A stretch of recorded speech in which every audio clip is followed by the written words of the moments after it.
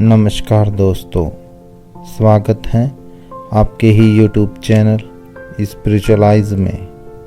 दोस्तों, आज की हमारी चर्चा का विषय रमन द्वारा की गई वो बातें जिन्हें मैं साधारण व सरल अनुवाद करने का एक प्रयास कर रहा हूँ, जो साधक को बड़ी आसानी से समझ में आ सके। मेरी जितनी बुद्धि थी उसके अनुसार मैं इसका अनुवाद करने का प्रयास करता हूँ। तो आइए शुरू करते हैं। महर्षि के ये वचन साधक को बल देते हैं। कोई भी इस साधना को कर सकता है। इसके लिए विशेष होने की कोई आवश्यकता अर्थात कोई शर्त नहीं। यह बिना शर्त की साधना है। मुक्त होने के लिए किसी भी तरह के बंधन को स्वीकृति साधक में नहीं होनी चाहिए।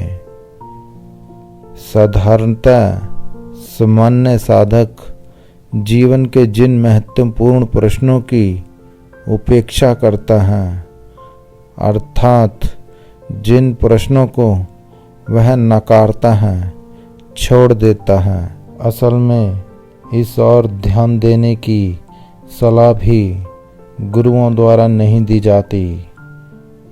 उनसे आमना सामना करने की प्रेरणा महर्षि ने दी है। इन प्रश्नों का केंद्र कोई अन्य नहीं, स्वयं साधक है। महर्षि रमन के दर्शन को यदि इकबाल के शब्दों में कहा जाए तो उन्होंने कुछ यूं कहा है।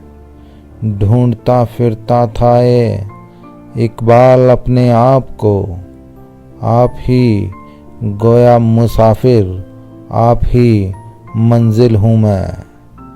महर्षि की साधना पद्धति इसीलिए प्रत्येक के लिए सहज सुगम है, क्योंकि उसका साध्य बाहर नहीं बल्कि उसके भीतर है। असल में तो साधक, साधना और साध्य जैसे शब्द अर्थहीन हो जाते हैं। महर्षि रमन के दर्शन को व्याख्यान करने वाली यह छोटी सी बात स्वयं आत्म विश्लेषण, आत्म स्वीकृति और आत्म संवाद का माध्यम है। यह मेरा विश्वास है।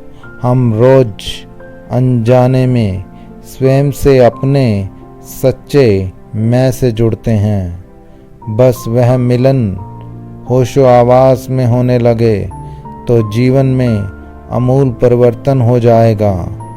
सत्य की झलक, उसका साक्षात्कार और उसमें सदैव की स्थिति के लिए उस आनंद को जागृत में अनुभव करने की आवश्यकता है, जिसे हम सुषुप्ति अर्थात गहरी नींद के रूप में महसूस करते हैं। स्वयं के प्रति जागृत रहना, जागरण की स्थिति में जीना ही महर्षि रमन के दर्शन का मुख्य लक्ष्य है। मेरी बातों को बड़े ध्यान से सुनने के लिए आप सबका बहुत बहुत धन्यवाद।